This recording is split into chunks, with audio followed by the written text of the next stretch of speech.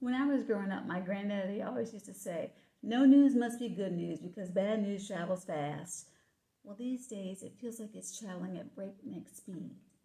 Almost 6 million cases of coronavirus, almost 200,000 deaths, and these disproportionately impact Black and brown communities who are already dealing with the issues of racial discrimination and health disparities before COVID.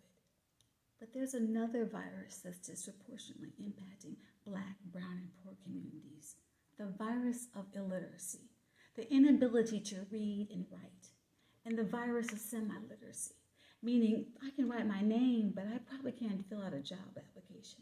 Sure, I can check my text messages, but I can't read Angela Davis or Amos Wilson, or maybe even a food label. If I'm semi-literate, it's likely I can't even read my child a bedtime story. And this starts early, when we send our most vulnerable children to school districts that are under-resourced in communities that have been neglected by local and national governments. For example, Ferguson, Missouri. Many of us are familiar with the story of Michael Brown, the unarmed teenager that was killed there by a policeman in 2014. Well, we know the story of his death, but what about his life?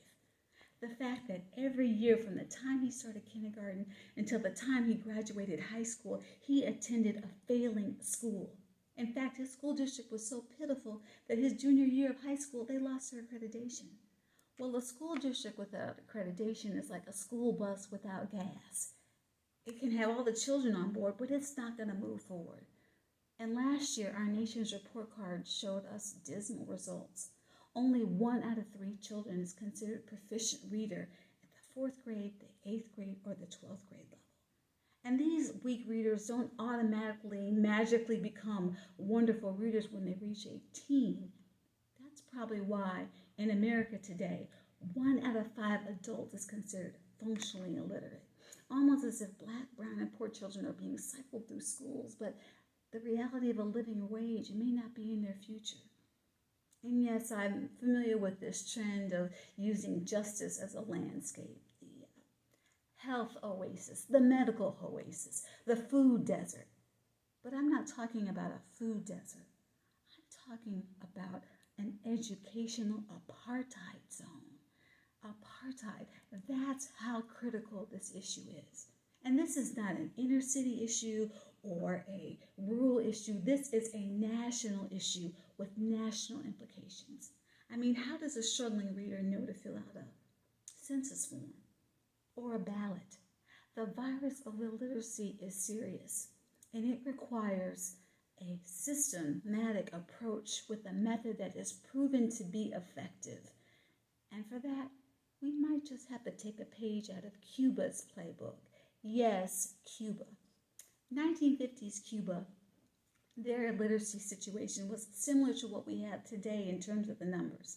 1 out of 5 adults wasn't able to read. In some communities, nearly 50% of the adults couldn't pass a basic literacy test.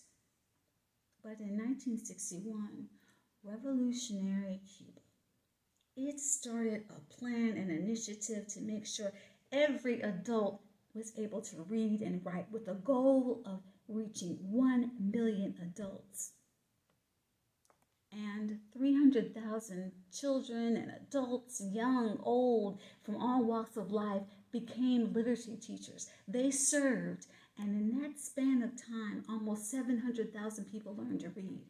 And those who couldn't during that time period, there was follow-up. And in fact, in 1970s, Cuba started to export educators. And by 1998, they had developed a program called Yo Si Puedo, or Yes I Can. It's a program that uses numbers to help develop letter knowledge. Why is that important? Because starting in 2003, since that time, over 10 million people around the globe have learned to read with Yo Si Puedo. 20 different languages, 30 different countries that can access this program, but we can't because of a blockade. The blockade prevents us from taking advantage of what very might well be our antidote for illiteracy in this country. You see, a blockade it's like an invisible wall that only Congress can tear down. Congress that represents you, the people. And as an educator, it'd be a dream to be able to go into any school, community center, or prison and ask somebody, hey, can you read this? And every single person say, yes, I can. Yo si puedo. And that's a possibility. But it's going to take all of our efforts. It's going to take work. So join the fight. Join the fun.